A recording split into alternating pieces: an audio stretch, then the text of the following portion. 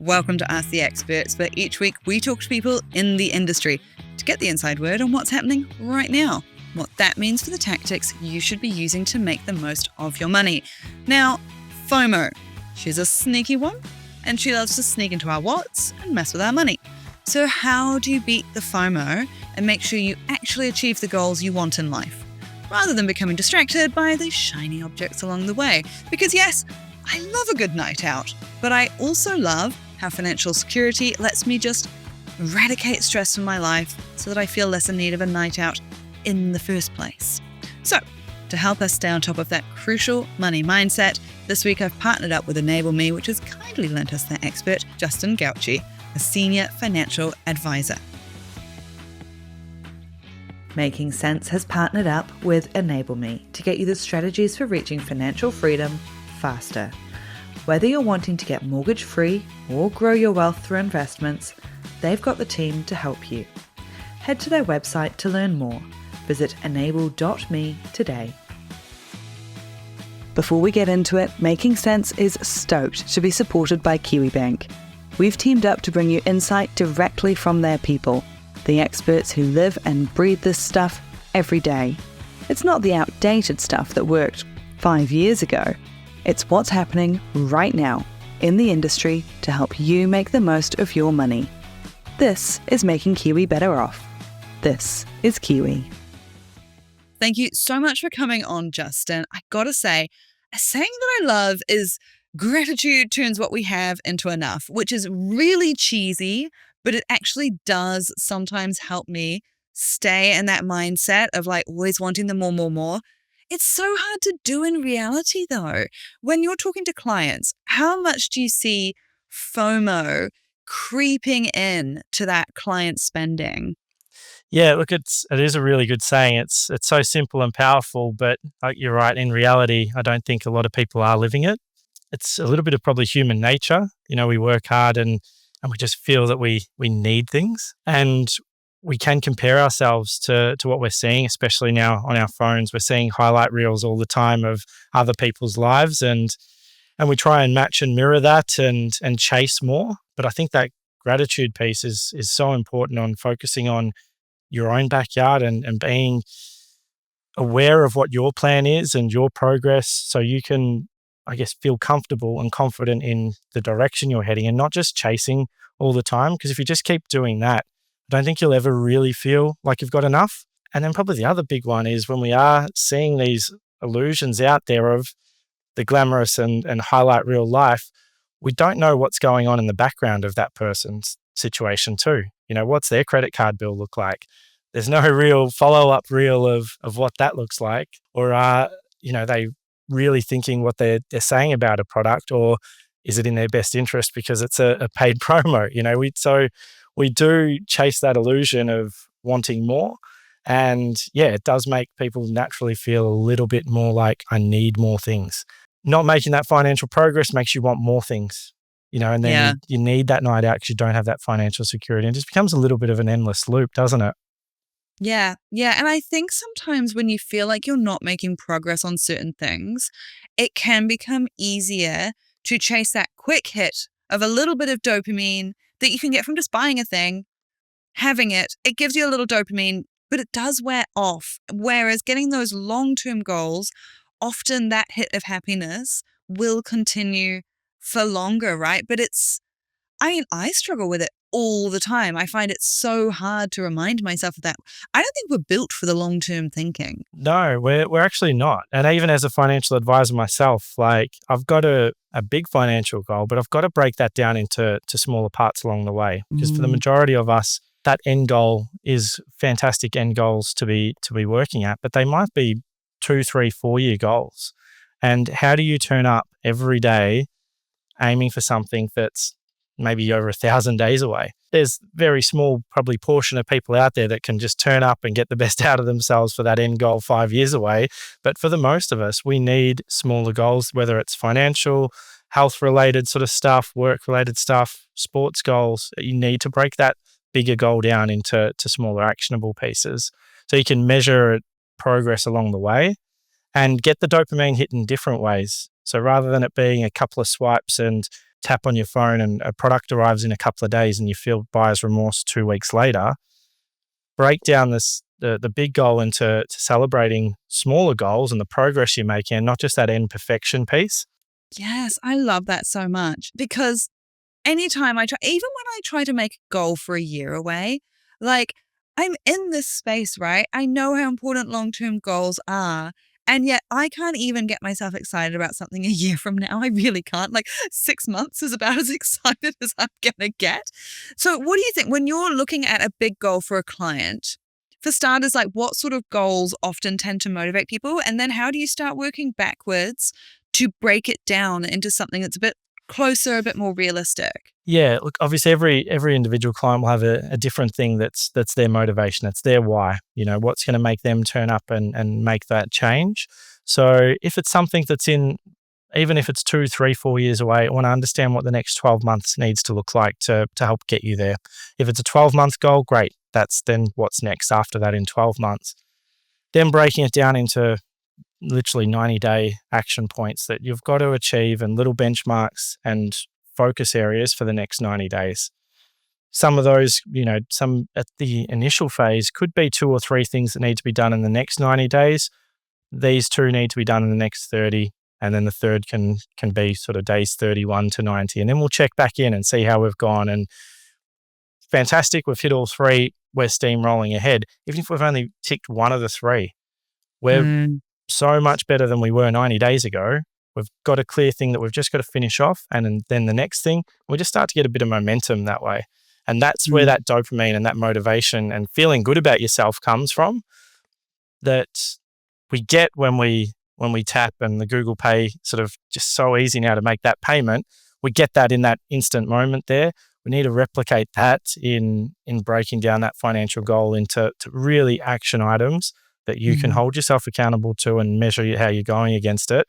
And then in celebrating the fact that you've achieved those things. I love that what you're saying there about you've got to make sure to stop and celebrate, because do you see this? I'm chronic on this, where right as I'm getting close to a goal, I often don't even wait until I've hit it. I've moved the goalpost again and now I'm aiming for a new thing. And if you don't stop to celebrate it, that actually gets quite dispiriting, doesn't it? Oh, 100%. Yeah. You're feeling like you're never winning if you just keep, you've got to move forward, obviously, and achieve what's next. But if you don't actually recognize how far you've come, you're unlikely to just keep nailing it. You're fantastic you've got to that point. But yeah, the chances of continued and sustained success reduces.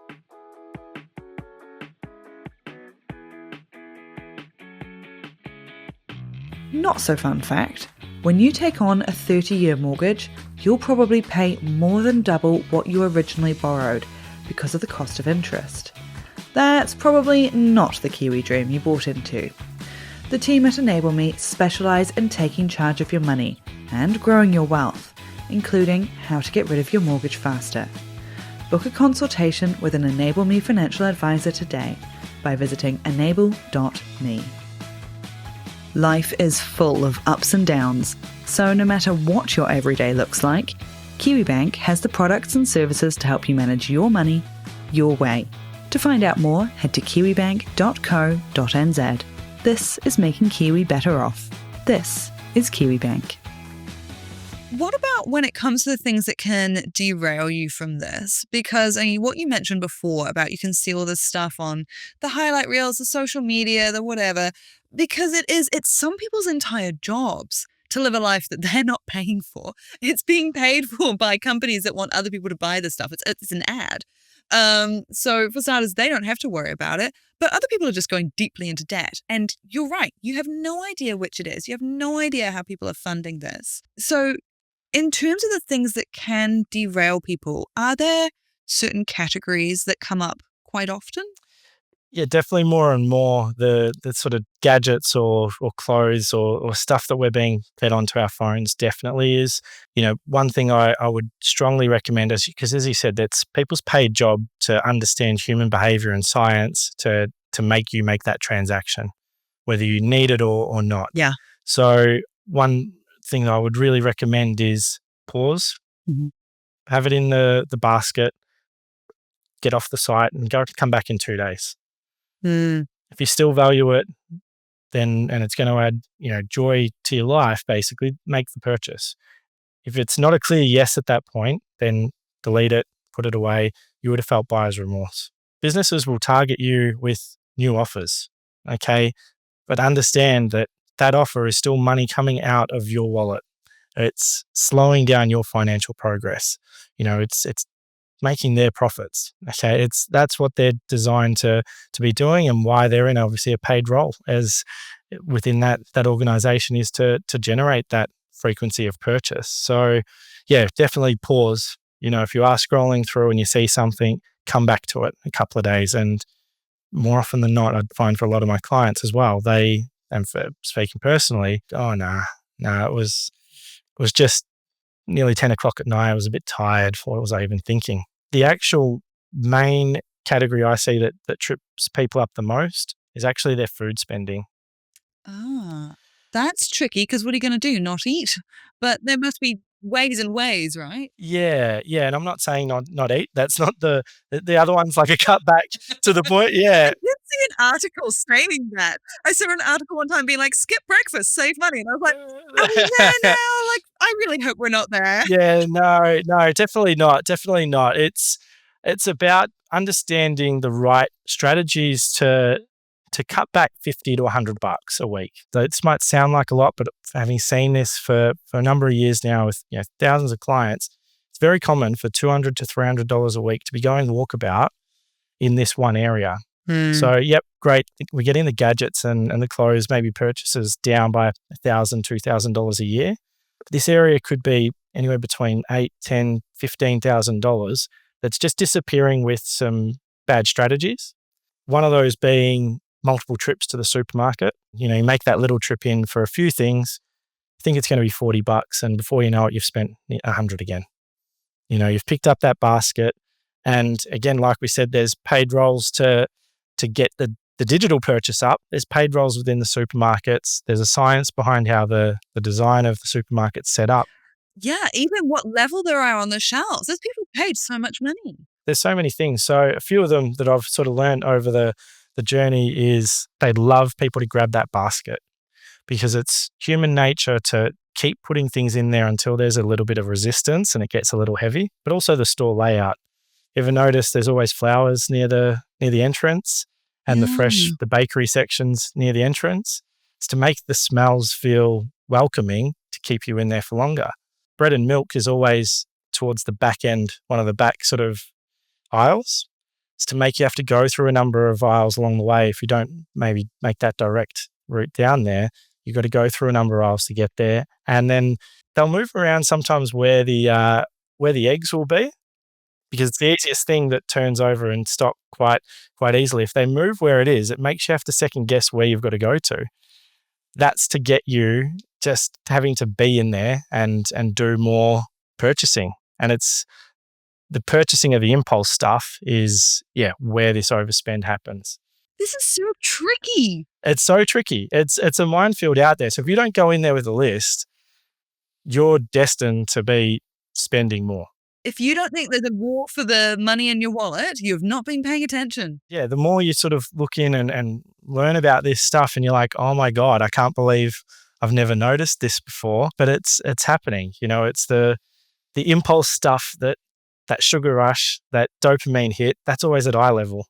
They don't make you, have to look high and low for that thing. They just want you to just see it and get it. If we are making multiple trips there and not planning out our meals for the week, I see it kind of regularly for clients. They are spending as a family $200 a week over the averages and don't really realize it. So with a few tweaks, that's 10 grand. Yeah, that's amazing. That's a huge change. And as you say, some of these tips, I think one of the things is that people underestimate tips that sound simple, because we're looking for something big and complicated and a silver bullet that solves all our problems in one go. But if you can stick to the little tips that you use regularly, those are actually the ones I've found to be the most powerful myself. I mean, look, if there was just one thing that people came away from this episode and there was one tip that people got to put into practice today to make some of these things work for them, what would that be? I'd look into doing a click and collect and having a list and a plan for your food shopping. Okay, it's that multiple. It's that 52 weeks a year thing because we do have to eat. Okay, we're not going to live on rations to get ahead. We won't stick to it. It'll be like the soup diet. It'll be gone within a few weeks. We can't have that. That's not how we're going to make consistent financial progress. We've got to make these things that are going to be consistent for 52 weeks, and having a meal plan is the thing that I see works personally, but also for my clients, and doing that click and collect. One, you're avoiding that trap of the science of how the store's laid out, but you can actually see how your running tally of your spend's going as you add items. Okay, so that can help you keep within what you're aiming for and not getting to the checkout and realizing, oh, geez, I've spent $120 more this way. I didn't even think about it till it got on the conveyor belt. Like it's crazy to think that, just these little tips like that, like a click and collect and seeing how you're going, can make such a simple, small difference, but multiplied out by 52 weeks can be worth thousands of dollars. 100%. So good. Thank you so much. That's Justin Gauci from EnableMe, giving us the inside word on keeping our FOMO, our spending, our mindset in check. Now, look, if this episode was helpful to you, do hit subscribe and then send it on to a friend so we can all get the tips and tricks that we need for our money. But until next time, have a great day.